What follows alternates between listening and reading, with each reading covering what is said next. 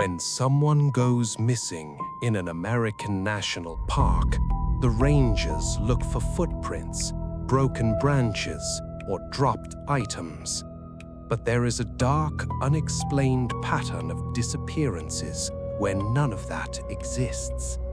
It's called Missing 411. Thousands of people vanishing mid-step, leaving their belongings placed neatly on the ground. If you are listening to this at night, pay attention to the sudden silence outside your window, because deep in the woods, the trees aren't just rustling, they are waiting for you to step off the path. The United States is home to some of the most breathtaking national parks on Earth. Places like Yosemite, the Grand Canyon, and the Great Smoky Mountains.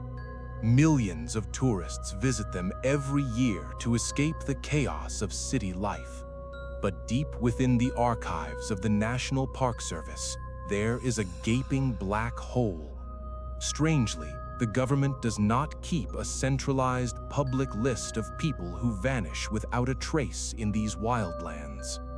Enter the chilling phenomenon known as Missing 411. These are not ordinary cases of hikers getting lost, becoming dehydrated, or falling victim to predatory animals. No, these disappearances follow a deeply specific, disturbing profile that defies standard police logic. The victims vanish within a matter of seconds. One moment, a child or an experienced hunter is walking just 10 feet ahead of their group on a clearly paved trail. The next, they are simply gone. No screams, no frantic calls for help, no signs of a struggle on the dirt.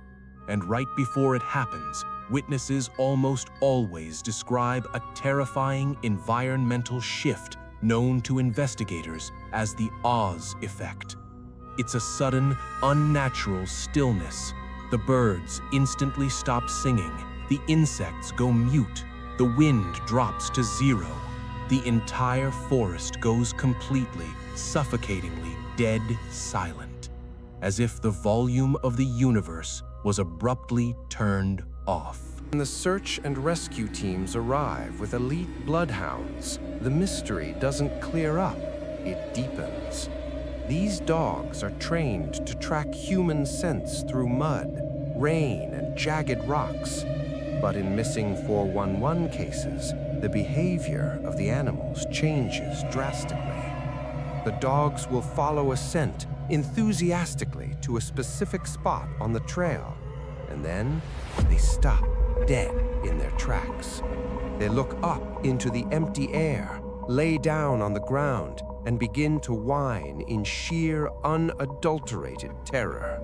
They absolutely refuse to cross an invisible line on the dirt, no matter how much their handlers pull on the leash. And then there is the bizarre connection to the weather. Almost every single time a person vanishes under these conditions, an unpredicted, violent storm hits the mountain within an hour of the disappearance. Torrential rain or heavy, blinding snow washes away any potential physical evidence, footprints, or tracking markers. It is as if the landscape itself is an accomplice to the crime, actively working to cover up the tracks of whatever took them. But the most psychological part of this mystery happens weeks, sometimes months later. Searchers will return to a grid that had already been thoroughly combed 100 times by hundreds of volunteers. Right there, in the middle of an open trail, they will find the missing person's belongings, a pair of neatly folded clothes or a clean backpack sitting under the sun as if it was placed there just minutes ago. No mud, no water damage from the storms. How can something be missed by search dogs for months, only to appear out of thin air? Let's look at a case that defies all laws of physical human logic. In 1981, an elderly man named Maurice Demetz went hunting for topaz stones with his close friend in a remote, dense forest area of Colorado. Maurice was not a man who could easily wander off. He suffered from severe degenerated knee problems. He could barely walk a few steps without excruciating pain and required constant physical assistance just to move a few yards. His friend sat him down in a small, comfortable digging spot, walked exactly 150 yards away to pack up some heavy tools from their vehicle, and returned less than 10 minutes later. Maurice was gone. Think about the physical reality of this situation. A man who physically could not walk without screaming in agony vanished in a 10-minute window. He couldn't have run into the thick brush. He couldn't have climbed the steep embankments. There were no animal tracks, no blood on the soil, and absolutely no sounds of a struggle heard by his friend just yards away. When the bloodhounds arrived, they reacted with the same terrifying behavior, stopping at the edge of his digging spot and crying in fear. To this day, not a single bone, a single thread of clothing, or a single topaz stone belonging to Maurice has ever been found. It's as if he was lifted straight off the crust of the earth by an invisible hand. Perhaps the most terrifying aspect of the missing 411 files isn't the people who stay gone forever. It's the few who are actually found alive. There are cases of toddlers, barely 2 or 3 years old, who vanish from their backyards bordering national forests. Days later, they're found miles away, sitting calmly at the very top of steep, vertical mountain cliffs that professional climbers with gear struggle to scale. The children are uninjured, their socks are perfectly clean, and they show no signs of dehydration.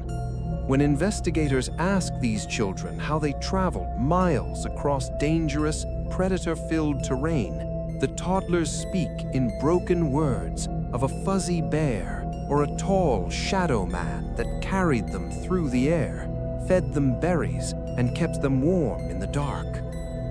Then there is the famous, chilling case of Stephen Kubacki. In 1977, Stephen went cross-country skiing near the freezing shores of Lake Michigan and vanished into thin air. The police eventually tracked his skis to the very edge of the ice. A single set of human footprints led directly toward the frozen open water, but none returned. The investigation concluded that he had fallen through the ice and drowned.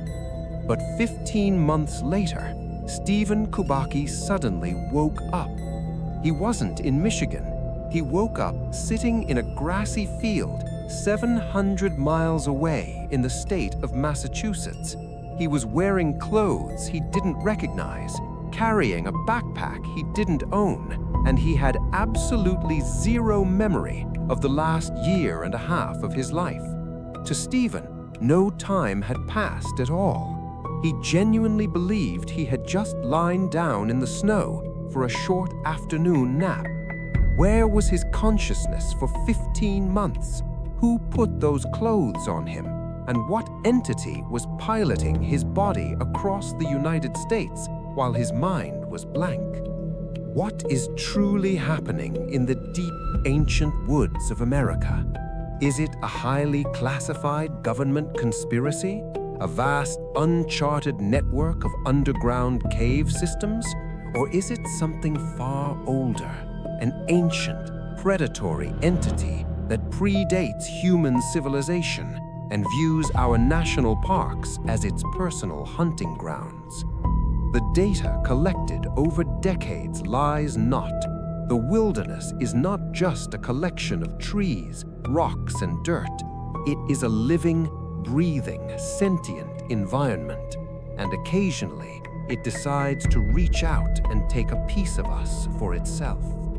So, if you go hiking this weekend and you feel the temperatures suddenly drop, if the birds go silent and the wind stops blowing, do not look for the trail. Do not look for your friends. Just turn around and run as fast as your lungs will allow. Because in that moment of absolute silence, you are no longer a visitor in nature. You are the prey.